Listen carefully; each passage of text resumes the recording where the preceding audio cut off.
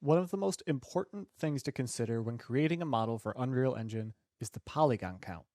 If your scene contains too many polygons on too many models, your frame rate will ultimately be lower than your target frame rate, in most cases 60 frames per second. In this module, we'll look at some things to consider as you model 3D geometry for an Unreal Engine project. The limit for how many polygons you can have rendered in your viewport at any given time is largely dependent on the hardware of the machine that will be rendering your Unreal Engine project. Broadly speaking, PCs can render millions of polygons, while mobile platforms can render far less due to the system hardware. Typically, models should be created with as few polygons as are needed.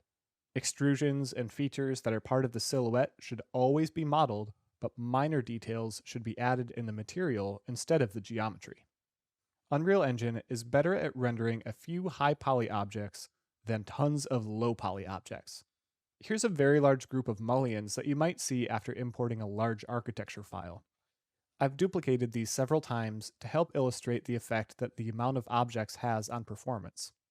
With these in the viewport and very little else in the scene, my viewport is rendering at around 30 frames per second. This performance is very bad considering I haven't even added materials or additional elements into the scene. If you go to Window, Statistics, you can see the total amount of triangles in the scene is only around 60,000. If we merge all of these objects together, we can greatly improve performance without having to remodel any of these objects. I'll first select all of the objects that I want to merge in the world outliner. Next, if you right-click one of these objects in the viewport, you can choose Merge Actors. Scroll down to the bottom, check Replace Source Actors, and hit Merge Actors. Select a name and location. I'll call this SM Merged Mullions. Now we can see that we're back at a smooth 60 frames per second.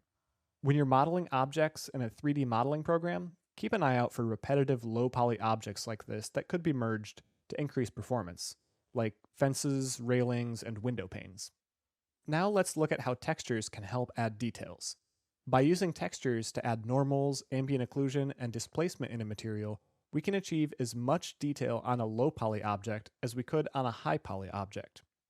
This is a simple walnut wood floor material applied to a cube. The geometry itself has very few polygons, but we can fake a great amount of detail using texture maps.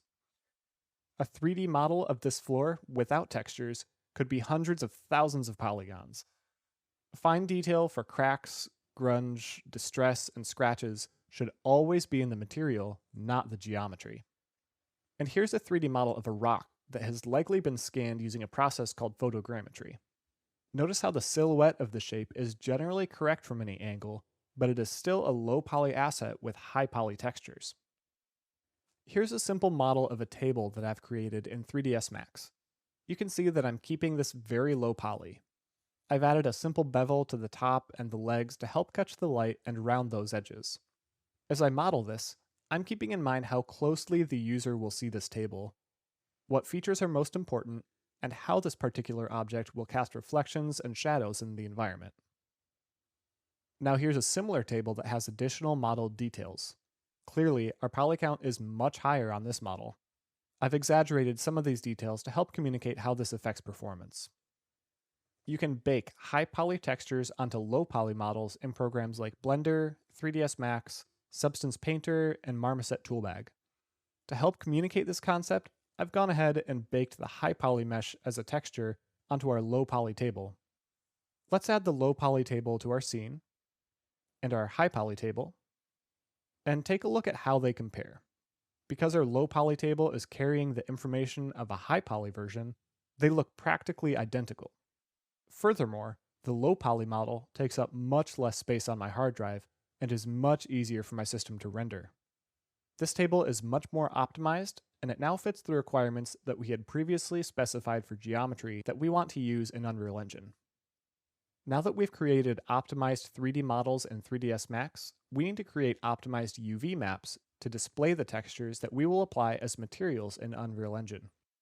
Next, we'll learn about UV maps, how to create them, and how to automatically generate them when you import into Unreal Engine.